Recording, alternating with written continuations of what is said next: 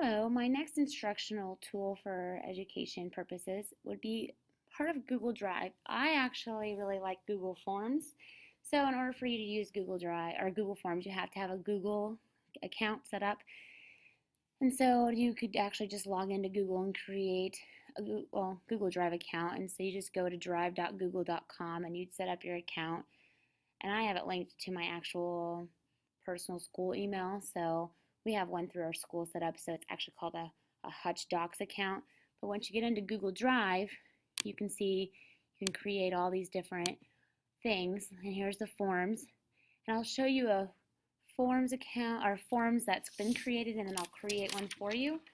But the purpose, the reason I selected this resource is because it allows for me to get feedback in different ways from my students rather than just paper pencil. And I really like that because obviously paper pencil is not the most effective way to get information. It doesn't always keep the students' attention.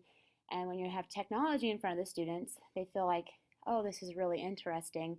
And sometimes you can also, I use forms to send them home to parents, and it's an easy way to send a link to a parent and you can get some more information, whether it be personal information about a student or their feedback on like how did conferences go or how did a project go that they've been working on at home.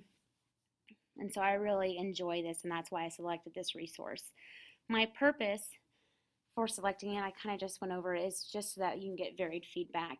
And my intended audience, well, you could use this with a staff. You could send out a survey and they could go and click the link, and you could have them fill it out and you instantly get the feedback. You could do it with your peers. You could do it with your class. I've sent these forms out to my students. My students could also create forms to give to their classmates or to other grade levels. And then I have also sent these out to my students' parents to get more information about their students. So on Google Forms, you just click on it, and then you can select what you want. Now, obviously, since it's within my own school district, I can require them to have just a certain login or a certain password, or I can go in and say, okay, well, you know what? I can make it less strict on what they need. And so I'm going to go ahead and set up a title, and this is going to just be a pretest. And my question is, your name. So obviously the first question should be your name, and then they have to fill in it with text, and then it's done.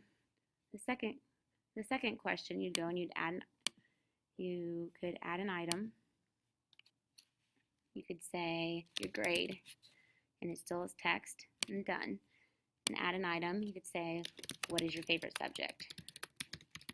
And so the purpose is to get the students to answer. It can be a formative, a summative test, but getting them to do it in different varied ways. And I feel like this hits some of our ISTE standards, and it hits the ISTE standard for a teacher because it's providing students with multiple and varied formative and summative assessments, and it gets your data for you instantly. Like as soon as I had a student submit their answers, instantly it provides me a form with all of the information for each question.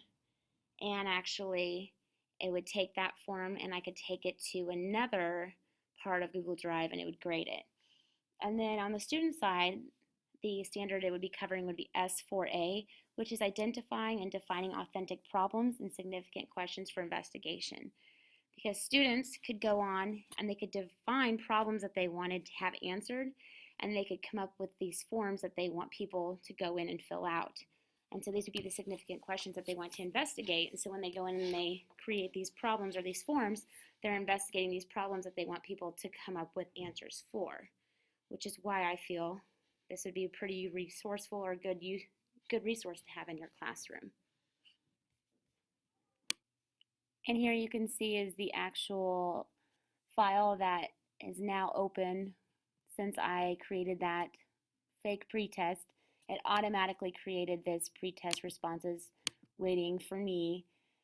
Once people would go in and submit theirs, it would tell you the time it was created, and it would put in their name once the student submitted it, the grade, and your favorite subject. And here I'll just show you quickly one that's been done. This is a survey I had students create is I created it. What is our animal intelligence survey?